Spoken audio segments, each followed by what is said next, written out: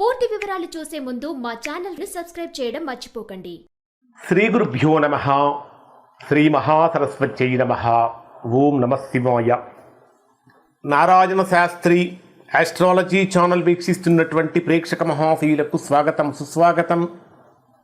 ఈరోజు మనము 2026వ సంవత్సరం జూలై 11వ తేదీ నుండి 20వ తేదీ వరకు వృశ్చిక రాశిలో జన్మించిన వారి యొక్క గ్రహస్థితులు మరియు రాశి ఫలితాలు ఏ విధంగా ఉన్నాయి, ఇటువంటి జాగ్రత్తలు తీసుకోవాలి మొదలైనటువంటి అన్ని విషయాలు మనం పరిశీలిద్దాం. ఈ 2026 జూలై 11వ తేదీ నుంచి 20వ తేదీ మధ్య వృశ్చిక రాశి వారి జీవితంలో ఒక అత్యంత శక్తివంతమైనటువంటి కాలాన్ని సూచిస్తుంది. ఎందుకంటే మీ రాశ్యాధిపతి అయినటువంటి కుజుడు రాశికి సప్తమ స్థానంలో సంచరిస్తున్నాడు. సప్తమ స్థానం అంటే వృషభ రాశి అంటే ఇది భాగస్వామ్యాలకి, జీవిత భాగస్వామికి, వ్యాపార రంగాలకి మొదలైన వాటికి సంబంధించిన స్థానం. సో ఇది ఏ విధంగా ఉండబోతుంది అనేది కనుక మనం పరిశీలించినట్లయితే, ప్రధానంగా రాశ్యాధిపతి అయినటువంటి కుజుడు రాశికి సప్తమ స్థానంలో సంచరిస్తున్నటువంటి కారణం చేత చేసేటటువంటి ప్రతి పనిలో కూడా చక్కగా పట్టు బిగిస్తారు, ధైర్యంగా అడుగులు ముందుకు పడుతూ ఉంటాయి. ఎందుకంటే సప్తమ స్థానంలో సంచరించేటటువంటి కుజవీక్షణం కూడా మీ జన్మరాశికి దశమ స్థానం మీదనే ఉన్నటువంటి కారణం చేత ఉద్యోగపరమైనటువంటి విషయాలలో, వ్యాపారపరమైనటువంటి విషయాలలో, చేసేటటువంటి వృత్తికి సంబంధించినటువంటి విషయాలలో చాలా చాలా శ్రద్ధ తీసుకుంటారు. కానీ 16వ తేదీ రాత్రి వరకు వృశ్చిక రాశి వారికి దశమ స్థానాధిపతి అయినటువంటి రవి అష్టమ స్థానంలో సంచరిస్తున్నటువంటి కారణం చేత, అంటే 16వ తేదీ రాత్రి వరకు 17వ తేదీ కల్లా 9వ స్థానంలోకి వచ్చేస్తాడు. అంటే మీ రాశికి దశమ స్థానాధిపతి అయినటువంటి రవి అష్టమ స్థానంలో సంచరించేటటువంటి 16వ తేదీ వరకు కూడా ఉద్యోగపరమైనటువంటి విషయాలలో వేడి నిర్ణయాలు, అంటే స్పాట్ డెసిషన్స్ కానీ, ఆవేశపూరితమైనటువంటి నిర్ణయాలు కానీ, ఆర్గ్యుమెంట్స్ కానీ ఇక్కడ వృశ్చిక రాశి వారికి పనికిరావు. 16వ తేదీ దాటింది అంటే ఉద్యోగపరంగా, వ్యాపారపరంగా, వృత్తిపరంగా బ్రహ్మాండమైనటువంటి అనుకూలత పొందుతారు 16వ తేదీ దాటితే. తర్వాత అష్టమ స్థానంలో సంచరించేటటువంటి బుధుడి యొక్క ప్రభావం కారణం చేత ఎక్కడో ఏదో చిన్న, అంటే బుధుడు స్వక్షేత్రంలో ఉన్నప్పటికీ కూడా అష్టమ స్థానంలో ఉన్నటువంటి కారణం చేత కొన్ని విషయాలలో కొంచెం ఆందోళన కలిగించే అవకాశం ఉంది. కానీ వ్యాపారపరంగా తీసుకుంటే ఆశించిన లాభాలు వస్తూ ఉంటాయి. ఆరోగ్యపరంగా తీసుకుంటే 16వ తేదీ వరకు అత్యంత జాగ్రత్తగా ఉండాలి అని ఒక ప్రధానమైనటువంటి సూచన. ప్రధానంగా ద్వితీయ స్థానాధిపతి, పంచమాధిపతి అయినటువంటి గురుడు మీ రాశికి 9వ స్థానంలో, భాగ్యస్థానంలో సంచరించేటప్పుడు గురు వీక్షణం డైరెక్ట్గా మీ జన్మరాశి మీదనే ఉన్నటువంటి కారణం చేత బ్రహ్మాండమైనటువంటి గురుబలంతో ఎలాంటి కార్యాన్నైనా దిగ్విజయంగా సాధించగలుగుతారు. అలానే మీ జన్మరాశికి పంచమ స్థానం మీద కూడా గురు వీక్షణం ఉన్నటువంటి కారణం చేత సంతానపరమైనటువంటి విషయాలలో కూడా చాలా చక్కగా బ్రహ్మాండంగా ఉంటారు. ప్రధానంగా సప్తమాధిపతి అయినటువంటి శుక్రుడు లాభస్థానంలో సంచరిస్తున్నటువంటి కారణం చేత, దశమ స్థానంలో సంచరిస్తున్నటువంటి కారణం చేత ఇది ఊహించని విధంగా ఆర్థిక లాభాలు కలిగే అవకాశాలు కూడా మీకు ఇక్కడ కనిపిస్తూ ఉన్నాయి. మరి నిరుద్యోగులుగా ఉన్నటువంటి వారు చేసే ప్రయత్నాల్లో 16వ తేదీ తర్వాత బ్రహ్మాండంగా ఫలితం వస్తుంది. అవివాహితులుగా ఉన్నటువంటి వారు చేసే వివాహ ప్రయత్నాలు కలిసి వస్తాయి. తీవ్రమైనటువంటి అనారోగ్య సమస్యలతో ఎవరైతే బాధపడుతున్నారో అటువంటి వారికి కొంచెం ఉపశమనం కలుగుతుంది, అంటే వాటి నుంచి రిలీఫ్ అనేది వచ్చేస్తుంది. మరి డే వైజ్గా పరిశీలిస్తే ఫస్ట్ పాయింట్ 11వ తేదీ ఉదయం నుంచి 12వ తేదీ రాత్రి 7:06 వరకు ఉండేటటువంటి సమయంలో ఈ 2 రోజులు కూడా మీ జన్మరాశికి సప్తమ స్థానంలో కుజ చంద్రగ్రహాల యొక్క కలయిక, అంటే కళత్ర స్థానంలో, భాగస్వామ్య స్థానంలో చంద్రుడు రాశ్యాధిపతి అయినటువంటి కుజుడితో కలిసి సంచరిస్తున్నాడు. ఒక రకంగా చెప్పాలంటే వృషభ రాశి చంద్రుడికి ఉచ్చస్థానం, అంటే మంచి బలాన్ని ఇచ్చేటటువంటి స్థానం.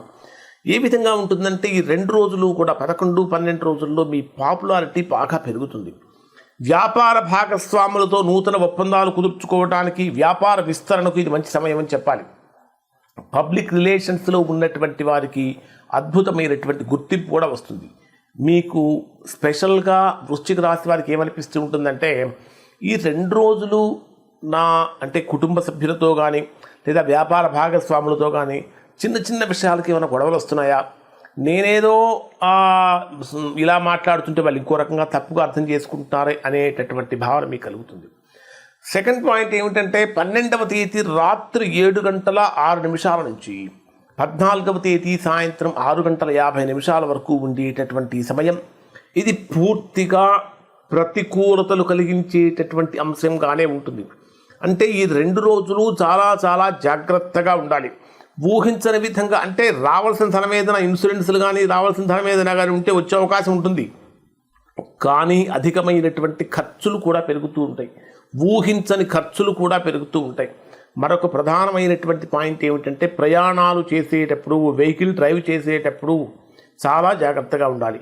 కుటుంబపరమైనటువంటి విషయాలలో కనుక తీసుకుంటే అనవసరమైనటువంటి ఆర్గ్యుమెంట్స్తో మిస్అండర్స్టాండింగ్స్ పెరిగే అవకాశాలు ఉంటాయి. కాబట్టి చాలా జాగ్రత్తగా ఉండండి. అది మీకు అంటే ఉద్యోగ స్థలంలో కానీ, వ్యాపార స్థలంలో కానీ, కుటుంబంలో కానీ, ఫ్రెండ్స్ దగ్గర కానీ కొంచెం మానసిక ఆందోళన కలిగే అవకాశాలు ఉన్నాయి. మీకు ఏమనిపిస్తూ ఉంటుందంటే గత 2 రోజులతో పోలిస్తే ఎందుకో ఈ 2 రోజులు కొంచెం మనసంతా ఏదో తెలియనటువంటి కొంచెం అయోమయంగా, గందరగోళంగా, ఒంటరితనంగా అనిపిస్తున్నది. ఏ పని చేసినా అడ్డంకులు కనిపిస్తూ ఉన్నాయి అని మీకు అనిపిస్తూ ఉంటుంది. నెక్స్ట్ పాయింట్ ఏమిటంటే మూడో పాయింట్ 14వ తేదీ రాత్రి 6:50 నుంచి 16వ తేదీ రాత్రి 7:55 వరకు ఉండేటటువంటి సమయాన్ని కనుక పరిశీలిస్తే ఇది మరలా మీకు అదృష్టం తిరిగి మరలా మెయిన్ రోడ్ ఎక్కుతుంది. అంటే భాగ్యస్థానంలో, అదృష్ట స్థానంలో సంచరించేటటువంటి గురు చంద్రగ్రహాల యొక్క కలయిక కారణం చేత బ్రహ్మాండమైనటువంటి అఖండ గజకేసరి యోగాన్ని కూడా ఇస్తుంది. అంటే గత 2 రోజుల నుంచి పడ్డటువంటి ఒత్తిడింతా మాయమైపోతుంది. ఆరోగ్యపరంగా బాగుంటుంది. కొంచెం అదృష్టం కూడా మీ వశమవుతుంది. దైవ దర్శనాలు, దూర ప్రాంత ప్రయాణాలు, పుణ్యక్షేత్ర యాత్రలు అనేటటువంటివి మీకు బాగా మానసికమైన ప్రశాంతత కూడా ఇస్తాయి. తండ్రి నుంచి లేదా గురువుల నుంచి మీకు చక్కగా సహాయ సహకారాలు అందుతూ ఉంటాయి. ఇక నెక్స్ట్ ఫోర్త్ పాయింట్ ఏమిటంటే 16వ తేదీ రాత్రి 7:55 నుంచి 18వ తేదీ రాత్రి 11:56 వరకు ఉండేటటువంటి సమయంలో ఇది మీకు ఉద్యోగపరంగా, కెరియర్ పరంగా ఇది మీకు చాలా చాలా అనుకూలమైనటువంటి సమయంగా ఉండబోతుంది. ఉద్యోగంలో మీ ఫలితనానికి పై అధికారుల నుండి ప్రశంసలు దక్కుతూ ఉంటాయి. కొత్త ఉద్యోగ ప్రయత్నాలు ఫలించే అవకాశాలు ఉన్నాయి. క్రియేటివ్ ఫీల్డ్ లేదా మీడియా రంగంలో ఉన్నటువంటి వారికి చాలా గొప్పగా ఉంటుందని చెప్పాలి. లాస్ట్ పాయింట్ 18వ తేదీ రాత్రి 11:55 నుంచి 20వ తేదీ రాత్రి వరకు ఉండేటటువంటి సమయంలో ఆర్థికంగా అఖండమైనటువంటి లాభాలను తీసుకొచ్చే సమయంగా ఉంటుంది. అంటే ఏ పని చేసినా సరే ఆ పనిలో చక్కగా బ్రహ్మాండమైనటువంటి విజయాన్ని పొందుతూ ఉంటారు. పాత మిత్రులను కలుసుకుంటూ ఉంటారు. అసలు మీకు ఈ 2 రోజులు ఇప్పటి వరకు ఎప్పుడూ లేనంత గొప్ప ఆనందంగా ఉన్నాననేటటువంటి భావన కూడా మీకు కలుగుతుంది. అయినప్పటికీ కూడా వృశ్చిక రాశిలో జన్మించినటువంటి వారు కొన్ని చిన్న చిన్న పరిహారాలు చేసుకోవడం, పర్టికులర్గా చెప్పాలంటే 12వ తేదీ నుంచి 14వ తేదీ వరకు కొంచెం చిన్న చిన్న పరిహారాలు కనుక చేసుకుంటే మంచి ఫలితాన్ని పొందుతారు. ఖచ్చితంగా ఈ అష్టమ స్థానంలో సంచరించేటటువంటి చంద్రుడి యొక్క ప్రభావం తొలగిపోవడానికి సోమవారం రోజున శివాలయంలో ఆవు నెయ్యితో కనుక దీపం వెలిగిస్తే మంచి ఫలితాలు పొందుతారు. అలానే ఖచ్చితంగా సుబ్రహ్మణ్య స్వామి యొక్క ఆరాధన చేయటం వల్ల కూడా మంచి ఫలితాలు పొందుతారు. లేదా సుబ్రహ్మణ్య కరావలంబ స్తోత్ర పారాయణ వల్ల కూడా మంచి ఫలితాలు పొందుతారు. ఇప్పుడు చెప్పినటువంటి ఫలితాలు వృశ్చిక రాశిలో అందరికీ వర్తిస్తాయి. ఎవరికైతే వర్తించడం లేదో, ఇంకా ఎవరైతే తీవ్రమైనటువంటి ప్రతికూలతలు పొందుతూ ఉన్నారో అటువంటి వారు ఒక్కసారి మీరు యొక్క వ్యక్తిగత జాతకాన్ని విశ్లేషణ చేయించుకొని దోషం ఎక్కడుందో తెలుసుకుని దోష నివారణ చేయించుకుంటే చక్కగా సత్ఫలితాన్ని పొందుతారు. ఇవి వృశ్చిక రాశి వారి ఫలితాలు. శుభం.